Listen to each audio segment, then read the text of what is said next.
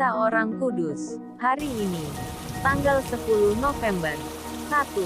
Santo Andreas Avellino. Pengaku iman. Andreas lahir di kota Napoli, Italia pada tahun 1521. Semasa mudanya, ia sudah menaruh cinta kasih yang besar kepada Santa Maria. Sehari-harian ia berdoa rosario. Walaupun masa itu doa ini belum menjadi kebiasaan di kalangan umat. Setelah ditahbiskan menjadi imam, ia melanjutkan studinya hingga meraih gelar doktor di bidang hukum gereja. Ia bekerja di pengadilan gerejawi di Tripoli, Italia. Walaupun ditugaskan dan telah bekerja mati-matian, namun ia tidak berhasil menertibkan satu biara suster-suster yang brengsek, lalu membaktikan seluruh dirinya semata-mata demi kepentingan keselamatan jiwa-jiwa. Sewaktu berusia 35 tahun, ia masuk Ordo Theatian. Ia berniat melawan kemauannya sendiri dan maju lebih jauh ke dalam kehidupan kerohanian dan kesempurnaan setiap hari. Ia menjadi pengkhotbah dan bapa pengakuan yang termasyhur, teristimewa di Keuskupan Milano bersama-sama dengan Santo Carolus Borromeus. Lebih dari 50 tahun lamanya, ia berusaha keras untuk mengembalikan orang-orang berdosa ke dalam pangkuan gereja. Banyak kesusahan yang harus ditanggungnya dalam usahanya mempertobatkan kembali banyak orang dan membawa mereka kembali kepada Kristus. Cacat pada badannya yang menyebabkan banyak kesulitan dalam perjalanannya tidaklah merintangi dia dalam tugas-tugasnya. Panggilan orang-orang sakit terus-menerus dipenuhinya. Pada umur 80 tahun, ia meninggal dunia di kaki altar sementara merayakan Ekaristi Kudus. Banyaklah mukjizat yang terjadi oleh perantaraannya, baik sebelum maupun sesudah kematiannya. 2. Santo Leo pertama atau Leo Agung, Paus. Ia lahir di Tuscany, Italia dari sebuah keluarga bangsawan kaya. Ia diangkat menggantikan Paus Sixtus III tahun 432 sampai 440 dan dinobatkan pada tanggal 29 September tahun 440. Ketika terpilih menjadi paus, ia sedang menjalankan suatu misi diplomatik di Gaul, sekarang Prancis, atas permintaan Kaisar Valentinianus III. Misi itu ialah mendamaikan Aetius dan Albinus, dua jenderal kekaisaran yang bertikai sehingga melemahkan pertahanan bangsa Prancis melawan serangan bangsa barbar. Pengangkatan dirinya menjadi paus sungguh mengejutkan karena pada waktu itu ia masih berstatus diakon agung di dioses Roma. Ia segera menunjukkan bakat dan kemampuannya memimpin gereja, dengan mengambil tindakan keras terhadap bidah-bidah yang berkembang pada masa itu, Pelagianisme, Manicheisme, Priscillianisme dan monofisitisme. Leo benar-benar menghadirkan kembali sosok Rasul Petrus yang pernah dengan pedangnya membela Yesus di Taman Getsemani. Leo menghadapi semua serangan terhadap ajaran iman yang benar dan serangan terhadap kota Roma dengan kesucian dan kefasihan lidahnya. Raja Attila dan Genseric tak berdaya menghadapinya. Pada tahun 442, Leo menghadapi masalah-masalah serius di dalam diosesnya, khususnya di Aquileia, Italia. Di sana ada beberapa pengikut Pelagius, seorang rahib Inggris yang menyebarkan ajaran sesat Pelagianisme. Berniat kembali ke pangkuan gereja namun tidak sudi melepaskan ajaran sesat yang telah dianutnya. Hal ini sangat merisaukan Leo, karena di antara ajarannya yang lain, Pelagius dengan tegas menolak pentingnya rahmat Allah bagi keselamatan.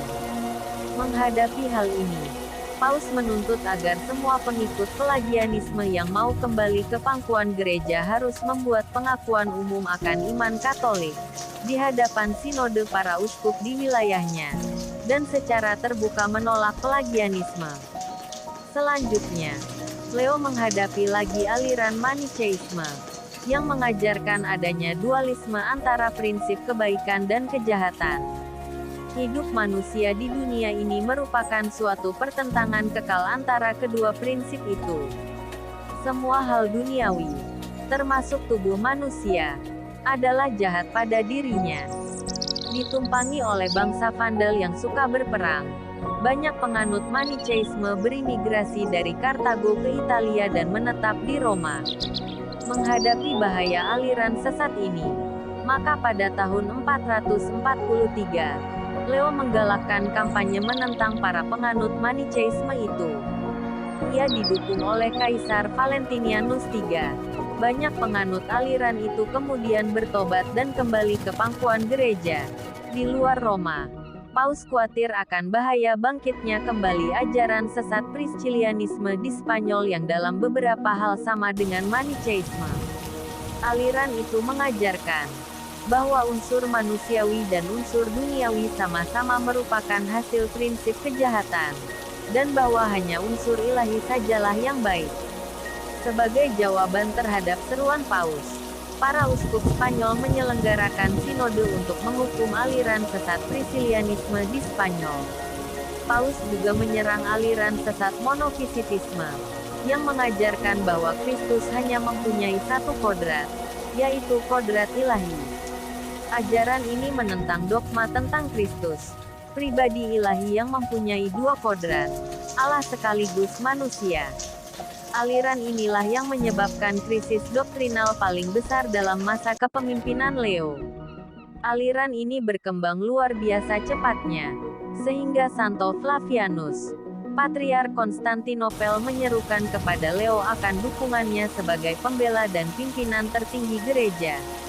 Leo menjawab seruan itu dalam sebuah suratnya kepada Flavianus. Di dalamnya ia menandaskan secara jelas bahwa Kristus sungguh Allah dan sungguh manusia, tetapi satu pribadi, yaitu pribadi Yesus Kristus.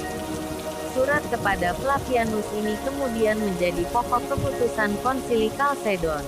Ketika Kaisar Theodosius I pendukung kental para penganut monofisitisme mendengar pernyataan Paus itu, ia segera memerintahkan Dioskurus, Patriark Alexandria yang menganut monofisitisme, untuk menyelenggarakan satu konsili di Efesus. Uskup-uskup yang berkumpul dalam konsili itu dijaga ketat oleh pasukan-pasukan kekaisaran. Santo Flavianus dipersalahkan dan mati karena pembelaannya terhadap ajaran iman yang benar sebagaimana ditekankan Paus Leo.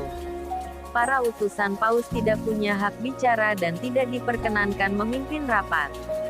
Surat yang dikirim Paus Leo tidak dapat didengarkan dengan baik karena kegaduhan dan teriakan-teriakan.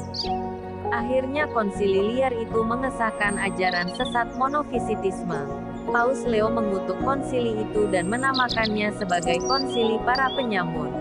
Sebagai protes terhadap keputusan konsili liar itu, Paus Leo menyelenggarakan sebuah konsili lain di Kalsedon pada tahun 451. Tugas konsili ini ialah menegaskan kodrat kealahan dan kemanusiaan dalam pribadi Yesus Kristus serta mengutuk monofisitisme dan membendung pengaruhnya. Sekitar 600 orang uskup yang berkumpul dalam konsili itu menerima ajaran dogmatik Leo yang tertulis di dalam suratnya kepada Santo Flavianus. Dalam tulisan-tulisannya yang bernada keras maupun manis, ia menyerang semua bidah itu. Ia pantang menyerah, seperti seekor singa menerjang setiap mangsa yang ada di hadapannya. Selain menghadapi berbagai aliran sesat itu, Leo menghadapi juga serangan terhadap kota Roma. Tercatat serangan Attila, Raja bangsa Hun pada tahun 452, dan serangan Genseric, Raja bangsa Vandal yang suka berperang. Leo bersama sekelompok imam dan senator Roma menghadap Attila dan berbicara dengannya.